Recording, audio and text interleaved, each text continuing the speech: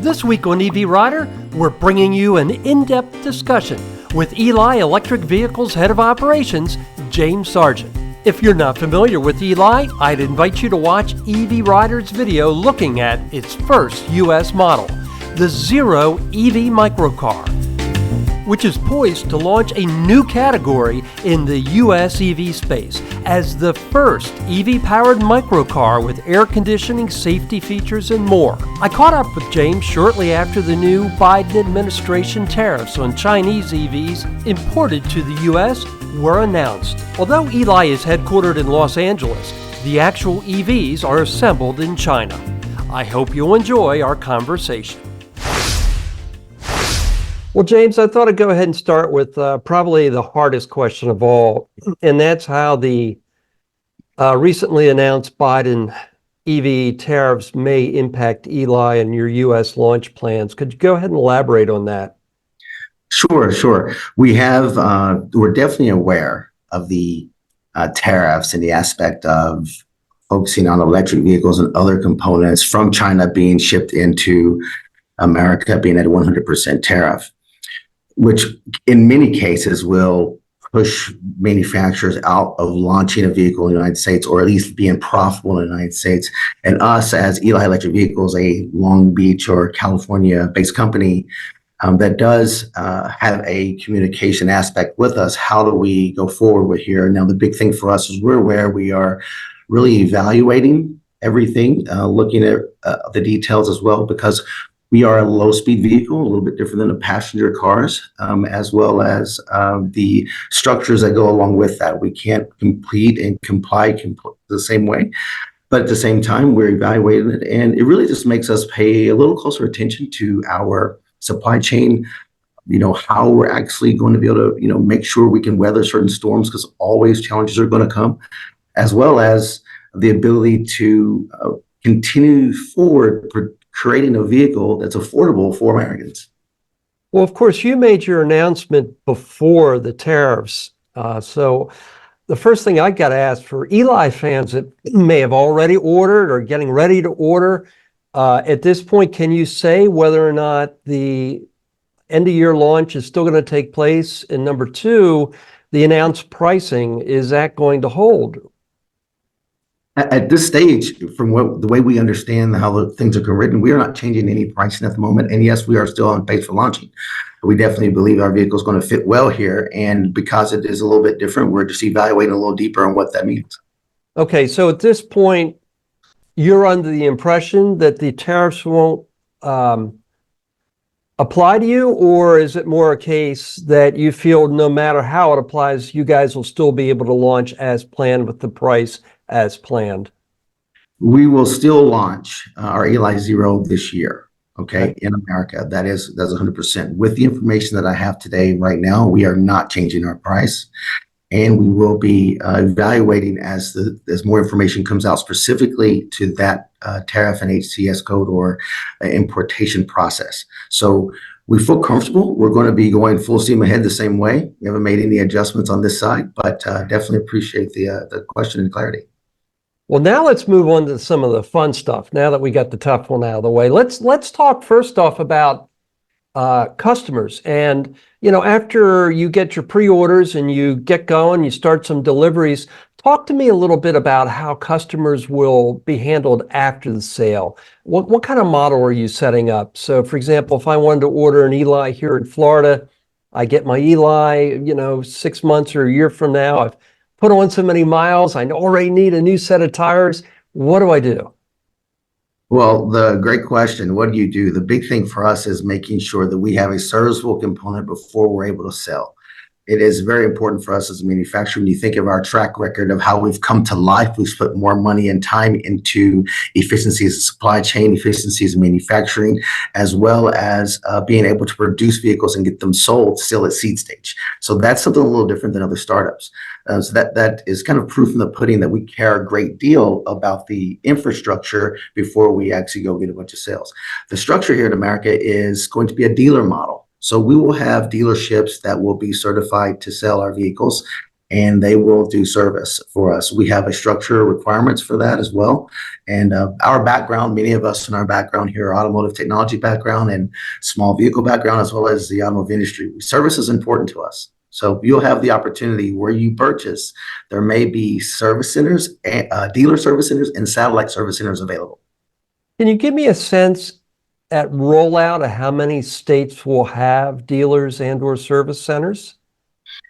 Wow, we've been getting a great deal of inquiries regarding the dealers, and United States is big, right? Sure. It's very large, and it's spread wide. So what we're seeing is that from coast to coast, north, south, and in the middle, we are seeing people wanting to be dealers. The structure for us now is that we are going to be selling vehicles to consumers that basically put their pre-order in. If they're not on the pre-order list, then therefore we won't be able to provide a vehicle to them this year, or that's the target anyway. We may be able to actually get more here than the pre-orders, but we don't anticipate, looking at the numbers, how things are flowing now.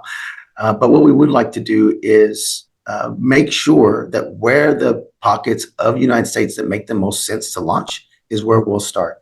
Many of it's West Coast, could be in the South, but we see a great deal of activity in our vehicle all over US. So we're not quite sure, but rest assured, there will be a process in place for rollout. If I asked you to name the first 3 states that will see Eli's running around in the hands of customers, what would those 3 states be? Honestly, it's a little early to tell, but I would say probably, if I were to say something, I'd say probably California. We have a great deal of opportunity there and excitement from our buyers as well as others. Potentially Florida, Arizona. And then potentially the Northeast. This is basically where we're seeing the most activity right now for our products. And now let's go ahead and talk about the real meat and potatoes, and that's the Zero itself. I know you've driven the car extensively. I ran some video of you testing it in Nashville.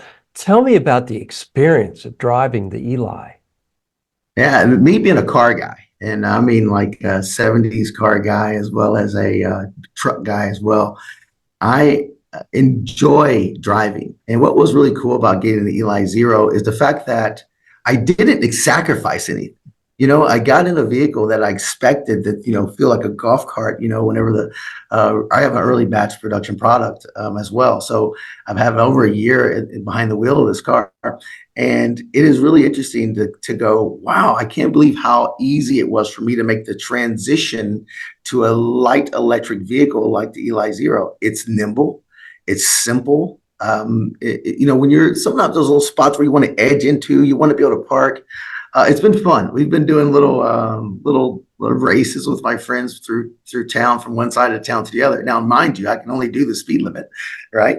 And it's basically showing how easy it is to get from one place to the other, because fighting by the laws, I can't speed. I'm doing 25 miles per hour. I've beat them many times because I'm easier to park. I'm simple to get in and out of situations. So it's been really fun to kind of just feel this nimble, fun, easy car.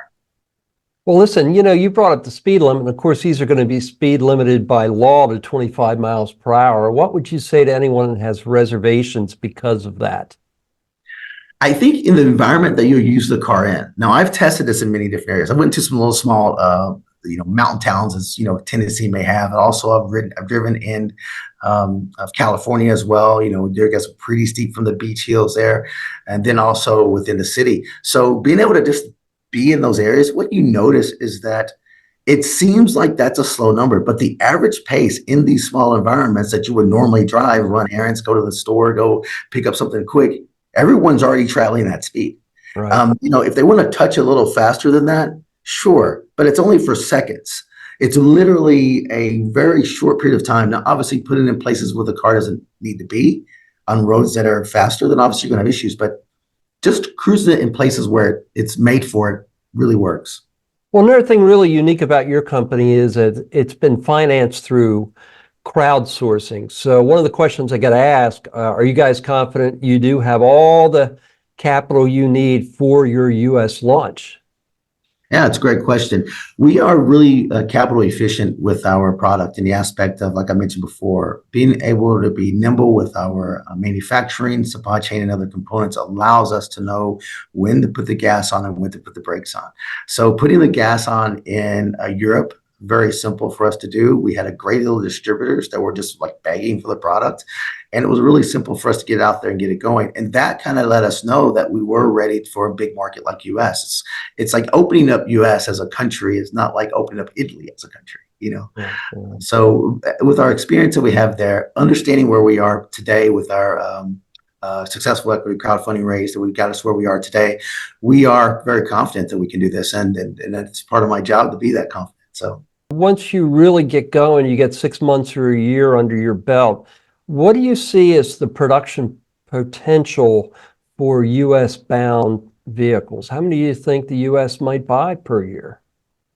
that's a good question. It's still in the tea leaves as we're taking a look and seeing how this product is resonating with American people, as well as the spaces where people are already driving small vehicles, and looking at those numbers of vehicles that are driving on the road that are not automobiles. There's 100+ thousand of those vehicles being sold every year just to drive around small areas that the Eli Zero would fit in, let alone the quantity of trips people are taking in their cities that also fit the Eli Zero spot. So that number is really difficult. I'd love to be able to tell you a number because it'd be really exciting for me to know. But I think it's a hard one. We're going to be pushing hundreds, I definitely know, based off of what we know of our consumer request as well as the dealer request. I think we're going to be in that number, no issues, but it will grow from there. And what about fleets? I mean, it strikes me as a vehicle, it's got a lot of potential, so many use cases, master plan communities, college campuses, obviously your example in Nashville of tight urban areas where you're going to be going slow anyway.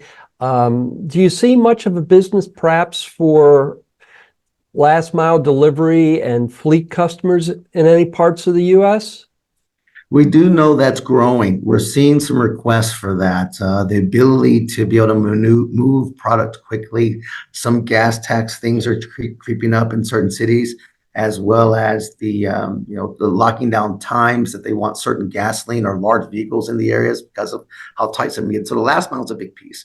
The vehicle itself is designed particularly for the consumer. We want to provide a consumer affordable vehicle. We really do. And the infrastructure within inside the car allows for so many more use cases, like you mentioned some of the others. So it's not that it's not on our radar. It's basically just our focus on making sure we provide an opportunity for a vehicle that fits well within the small spaces so we can be more mobile. Now, getting back to the folks that are going to be pre-ordering the Eli Zero, are you going to have any upcoming ride and drives in different cities, like, I don't know, maybe LA or Miami, places like that, where people can, just come check these cars out? It's just not the same seeing them on the web as getting behind the wheel. Yeah, I definitely agree. We will be offering some opportunities for people to ride and drive. We have inventory here in USA. We're just waiting a little bit as we get our dealer network kind of set up and our understanding where our sales volume is going to be. Don't get me wrong, Kansas may actually show up out of nowhere and be like, hey, we want to be the number one. We got the most reservations. As we kind of come along, we're going to baby step that process. And of course, you've got something, at least in the US, it's totally unique. I mean, it's totally different, in my opinion, than a golf cart. It's different than an Aptera or Arcimoto or any of those types of vehicles. One thing I couldn't quite tell from the videos, windows. Do the windows roll down or do the doors come off? I couldn't quite tell. The United States version product that has a couple little tidbits, a little differences, will have a ventilation window slot on the doors. So therefore, that'd be a little bit different than the European version, both different than everyone's seen in pictures. So a little sneak peek of the future there. Yeah. How soon until we see the US spec version in your videos are available to touch? I'll say we're getting pretty close. Don't get me wrong. We'll probably have a lot of information out third quarter. In mid to late third quarter, we'll have a great deal more videos and communication. And is this a first step? Do you see any larger EVs for the US, or do you see staying in your lane in the micro EV car market? The big thing is our founder, Marcus Lee, focused a great deal on how we move within cities, right?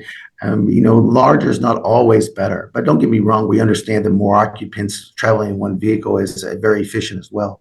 So there are some things we have in drawing in the aspect of future development vehicles for more occupants than just two. However, we're not looking to become a SUV electric vehicle company. It's more about being, mindful, cautious with developing of cities and how we move. Can we always have it as a enjoyable, fun, safe venture when you leave and go in places you should be walking, but many times we're driving. We definitely want to thank every investor, every person that's involved, and everyone that follows us. It's because of these people that are excited about us that we are here where we are today. We're a startup that's going to make it. All right, James, thanks so much for your time, and I look forward to seeing the Eli in person one day. Thank you very much.